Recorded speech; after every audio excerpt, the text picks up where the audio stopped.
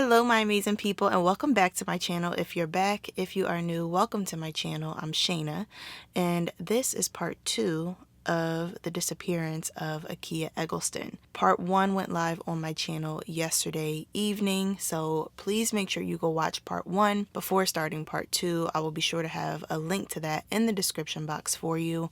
It's a 20-minute video. You definitely want to make sure you get the full backstory before diving into this one. And to be respectful of everyone's time who did watch part 1, I'm going to pretty much dive straight into part 2 with a very brief synopsis so that before we get started, everything makes sense. Akia Eggleston was a 22-year-old woman who had a daughter and was expecting a son to be delivered in June of 2017, and she went missing on the day of her baby shower in May of 2017.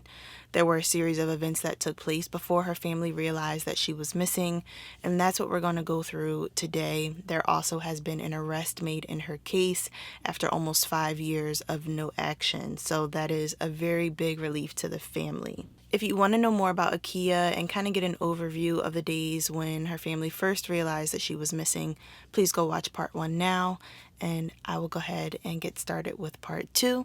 Thank you guys so very much for joining me today, and let's go ahead and get started.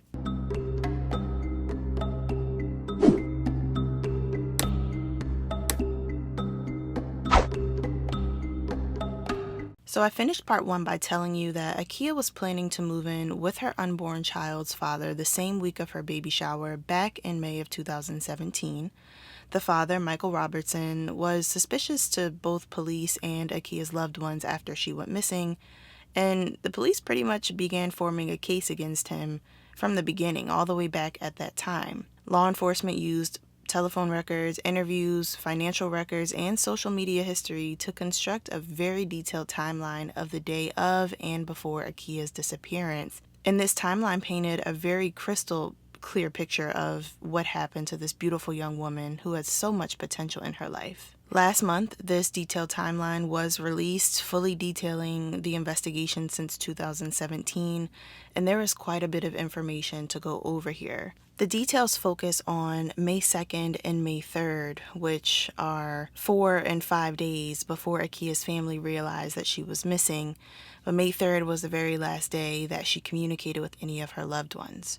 Before getting into the timeline, I do want to remind you that Michael was in a relationship with Akia and another woman at the same time. This other woman mothered 2 of his children at the time and was actually the same age as Akia back in 2017, just 22 years old. Remember, Robertson was 15 years older than both of them. This other woman's name is Holly Pomeroy, and she gave birth to her second child with Michael just 1 month before Akia became pregnant with his child. It appears at this time that Michael was staying with Akia but was still back and forth to the other woman's home, who lived about 10 miles away from where Akia lived in Cherry Hill, Baltimore. And Akia was fully under the impression that she and Michael were going to be moving in together that week of her baby shower, and as you'll see in the timeline, she made multiple moves to get her funds together for a security deposit to put down on this new place that she was very excited about. We will find, though, unfortunately, that Michael had totally different plans and that he perhaps wasn't ready to give up on the life that he had planned with Holly. Police questioned Michael early in the investigation and found that he was going to be less than honest with them throughout the course of all of it. He told police that he last saw Akia back on May 1st, at which time she got upset with him. They got in some sort of argument, and this led to him having to move out of her apartment and them having no correspondence, according to him, after May 1st. In what I'm about to break down for you, you will learn that this was simply a bold-faced lie and that he was with her all the way up until her very last second on May 3rd. He simply wasn't as sly as he thought he was, because regardless of his lies, the truth would be revealed almost 5 years later, probably when he was just turning a corner of thinking he might get away with it. The reality of what he did came back to bite him. Police's investigation into Akia Eggleston's disappearance quickly evolved from a missing persons case to a homicide case, which resulted in the following timeline. So let's go back to Tuesday, May 2nd, 2017, and look at both Akia and Michael's movements that day. It's a step-by-step kind of timeline that breaks it down almost hour by hour. So follow me here. At 12:42 p.m. on this day, Michael sent pictures via Facebook Messenger to Akia that included pictures of an apartment. And this apartment was the location that he had convinced her that the two of them were moving into, and that she was so excited and thrilled about to be moving into with him. Not long after this, at 1:24 p.m., Akia purchased 2 money orders in the amount of $450 from Arroyo Farms in Baltimore with money that she withdrew from her savings account. These money orders were, of course, going to be for the security deposit on the apartment that she thought the two of them were moving into. About 20 minutes after getting the money orders, Akia messaged Michael to let him know that she got them and that they were ready to be used for the security deposit. 2 hours later, Michael searched on his phone on Google, "Where can I cash a money order in Baltimore, Maryland?" And this starts to paint the picture that Michael was perhaps planning to take this money order and cash it for himself, maybe not actually use it for any sort of down payment at all on an apartment. Both Michael and Akia were back home around 5 p.m. that day on May 2nd, and we know this because both of their phones pinged to cell phone towers nearest Akia's apartment in Cherry Hill. An hour later, around 6:05 p.m., Akia posted the picture on Facebook of the sonogram, basically just celebrating her pregnancy, announcing to everybody how excited she was and the countdown that was happening.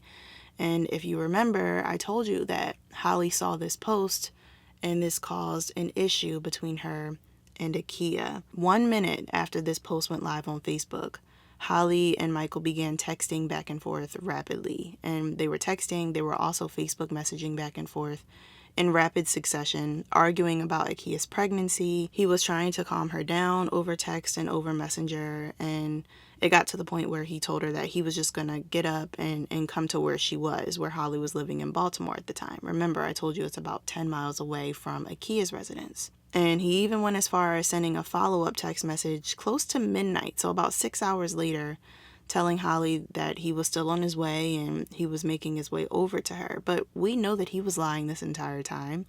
He had no car, he had no transportation, and he certainly didn't walk there because his phone pinged at Akia's apartment this entire night. So he was basically bamboozling Holly, trying to make her calm down or make her feel like he was coming to soothe her and calm her down, but he had actually no intentions of ever doing this. But the argument between him and Holly continued until pretty much the early hours of the following day, May 3rd. So let's get into May 3rd. This is the last day that Akia's loved ones ever heard from her.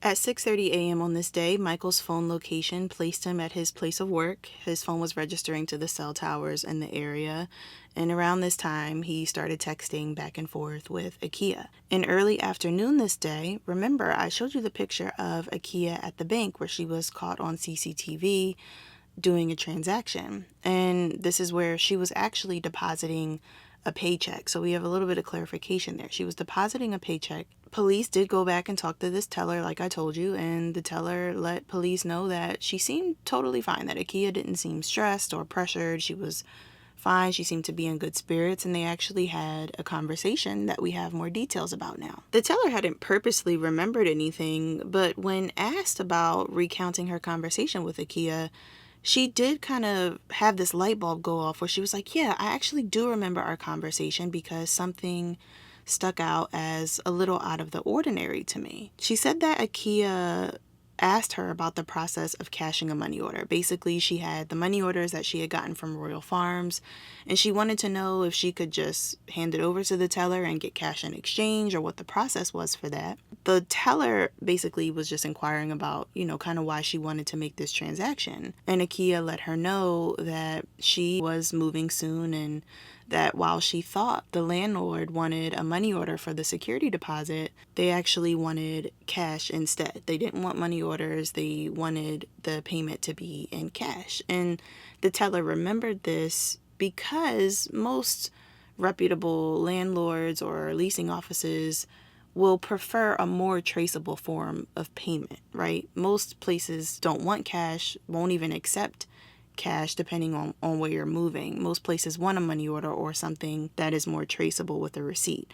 So the teller remembered thinking like, that's a little odd, but Akia ended up depositing the money orders and just making a cash withdrawal in the same amount. And remember, I told you that Michael Googled how to cash a money order just the day before. So it appears that, Akia didn't actually talk to any landlord that asked for cash. It appears that Michael probably just told her, hey, you got to get cash instead. And we don't know the full details of this communication, but it appears that this was just a way for Michael to try to get his hands on the money. So after leaving the bank that day, closer to around 3 p.m., Akia is texting back and forth with her friends. You can tell she is so excited about the potential of moving in with Michael. And she sends some texts that say, quote, I get the keys today. When asked where her new place was going to be, she replied by saying it was on Mount Street.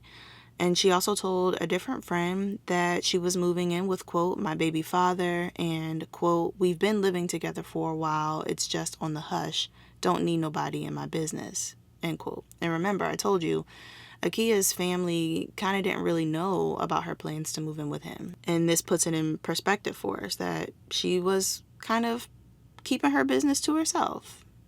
She just didn't really want to make an announcement, it appears. And at 3:38 p.m., the second friend that she was corresponding with asked, quote, so he going to actually be there for everything, the baby shower and all? To which Akia responded, yup. At 3:45 p.m. on May 3rd, Akia ordered a lift for Michael from his job back to her apartment, and the two of them were back together around 4 p.m. The very last outgoing correspondence ever sent from Akia was sent to a friend of hers. It was a baby shower invitation that she sent to one of her friends on Facebook Messenger at 5:22 p.m. on May 3rd. We know that Michael and Akia were together at the house between 4 p.m. and about 6:20 p.m. because both of their cell phones were pinging to towers nearby. Between 5:35 and 5:39 p.m., Michael and Holly called each other 4 times. There was then a 26-minute gap until he called Holly again at 6:05 p.m. and then again at 6:18 p.m.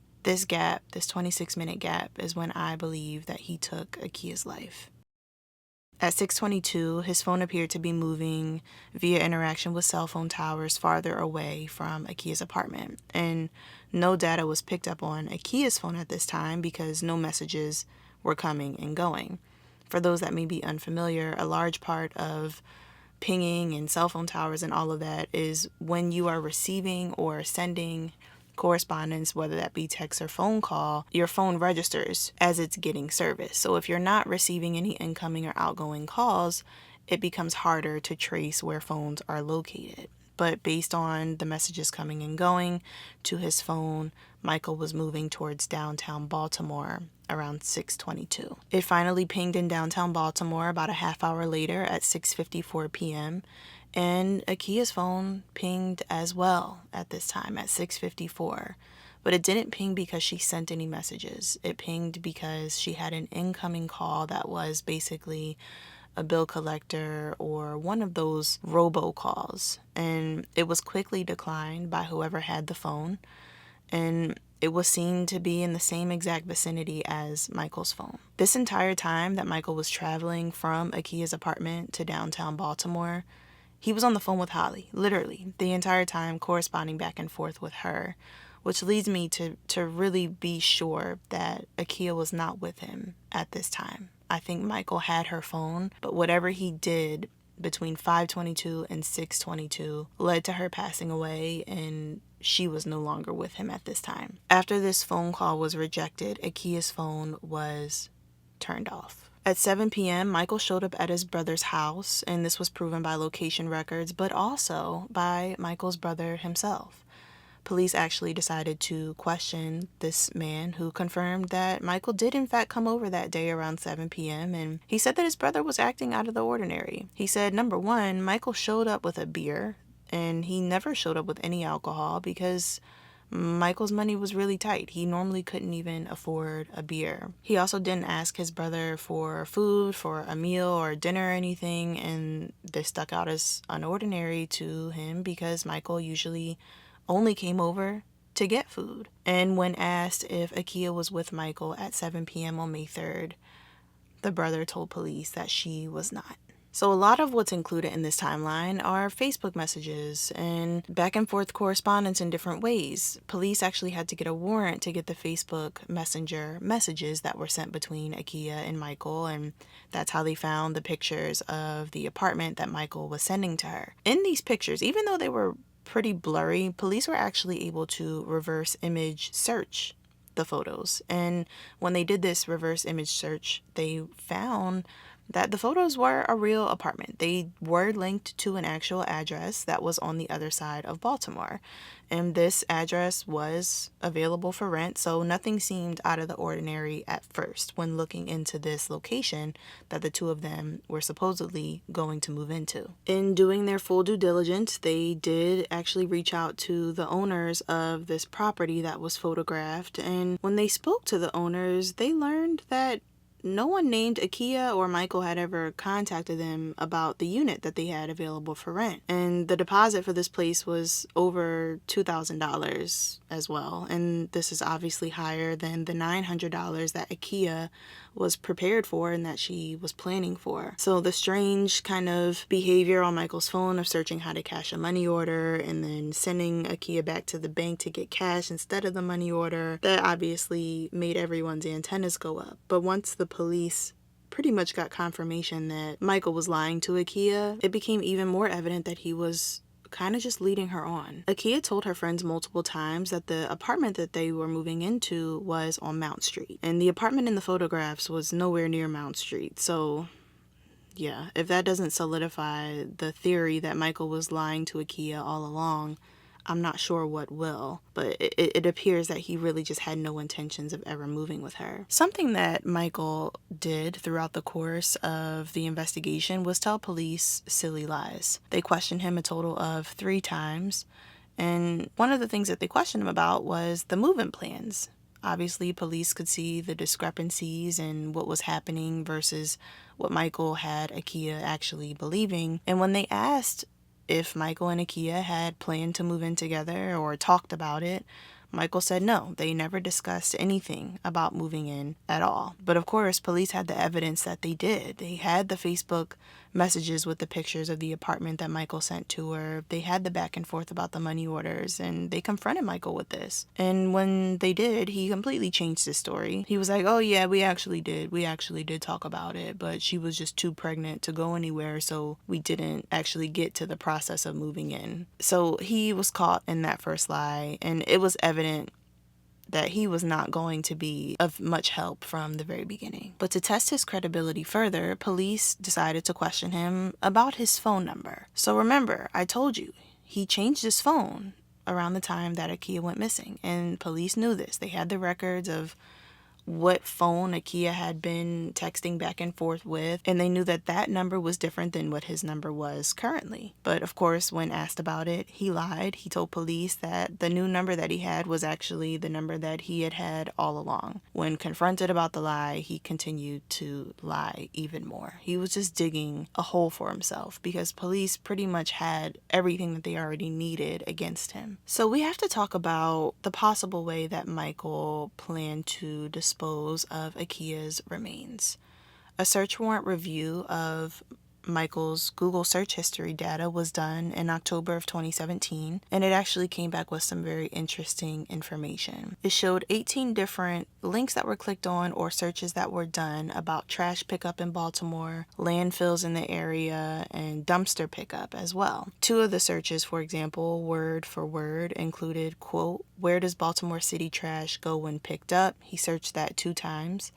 And he searched, quote, "Baltimore City landfill." It's important to be aware of the fact that there are a series of dumpsters near Akia's apartment within 30 feet of her front door. And police believe that he put her body in the dumpsters after whatever happened between 5:22 and 6:22 p.m. If you think about it, Michael didn't have a car or any other means of transporting Akia's remains after he did whatever he did to her. So this would be a very likely scenario. Her clothes were missing from her closet and her dresser was taken out, and I told you that in part 1.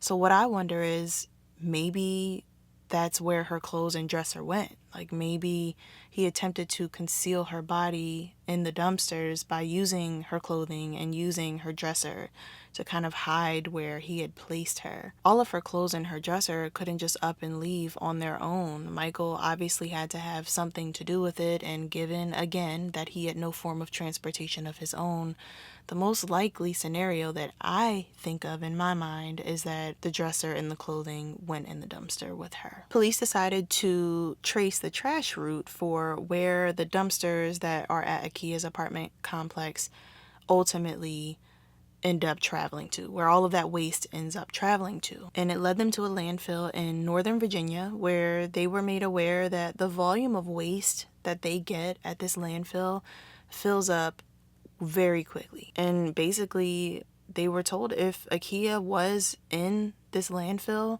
she would have been completely covered in at least 40 feet of compacted waste within just weeks of being dumped there. Now, to put in perspective for you, a landfill cannot be excavated. They can't be searched like you can just dig into the ground.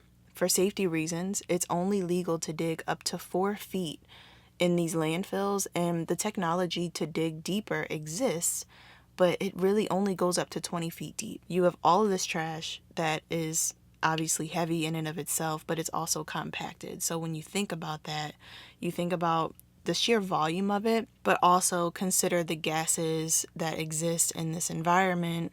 That's what makes it the most unsafe. That's what poses a hazard and why it's illegal to continue to dig past a certain amount. But if Akia is where police believe that she is, it's likely that she will just simply never be found. A question that I have is, how much did Holly, the other baby mom, how much did she know about what Michael did? Obviously, she knew about Akia's pregnancy, and we know that she knew, and she had to have noticed that Michael never associated with Akia again after all of this went down, right? That's what I would think. She saw the pictures, got into a heated argument with both Akia and Michael, and then helped Michael move to a totally different state. And at this new place, he hid his identity, didn't get a job.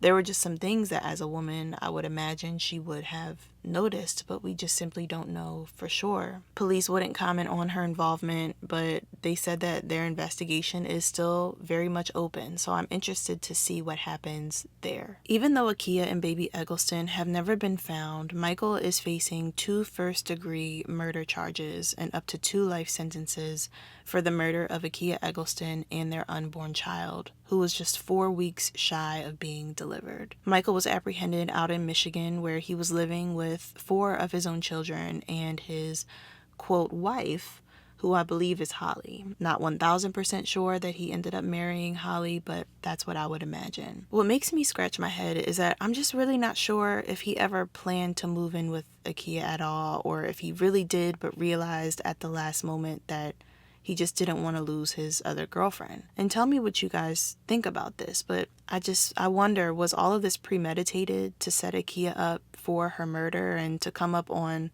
a $900 security deposit? Was that all that this was for? Or did he do this because Holly gave him an ultimatum? Given that he ended up with her and moved away with her, I am leaning towards this being the answer, but either way, there is a glaring motive here, and the evidence against him is both concrete and circumstantial. Either way, though, this situation is sad, and it makes no sense how someone could do this to another human being. But what's worse is that her family will most likely never be able to lay her to rest properly. The average American produces 1,600 pounds of waste per year, and that all ends up in landfill. So if she was there back in 2017, she would now be buried under an unimaginable amount of waste, which is just heartbreaking to think about. Akia's phone has also never been found. So while we know her correspondence on Facebook Messenger, we don't have all of the full details of text messages between her and Michael or her and other loved ones. Something that stuck out to me was that the only reason Michael was actually staying with Akia in the first place was because he got evicted from where he used to live with Holly. So it's like he was just bouncing around looking for whatever young lady would let him stay with her. And his brother said that even though he worked, Michael really didn't have money. He didn't have extra money just laying around. And also, Akia was his form of transportation. Akia had to order him Ubers to and from work every day. So he was mooching off of her until the end and still had the nerve to do what he did to her. Throughout the time since Akia went missing, her family expressed their thoughts on how much they felt police were or were not doing since she went missing. The Black and Missing Foundation stepped in to help get Akia's name out there, and they have been advocating for the family to encourage police involvement and to encourage the media on a larger scale to cover Akia's case, which they felt that the media could have done more to help back at the time in 2017. Police did admit in the press conference that the investigation really took off in the last 6 months, and she went missing, obviously we know, in 2017. The phone records and general evidence that they have could have all been collected relatively quickly, so I wonder what piece of evidence gave them the go-ahead to arrest him now after all this time. Akia Eggleston was a beautiful 22-year-old woman who had such a huge heart and was just looking forward to mothering her 2 children, who she loved so dearly. She had the brightest personality, and life was beautiful to her. This man stole her chance at a future, and he stole his unborn son's chance at a future too. I extend my deepest condolences to Akia's loved ones and hope that she is resting in peace. Be sure to let me know what you guys think about this case in the comment section down below. Thank you guys so much for stopping by for part 2. I appreciate you hanging out with me. You know what I'm gonna say. If you made it this far, you are loyal. Yes, you really are, and I appreciate you. Have a wonderful day. Have a wonderful evening or afternoon, depending on what time it is when you watch this video. And I look forward to seeing you in the next one. Peace.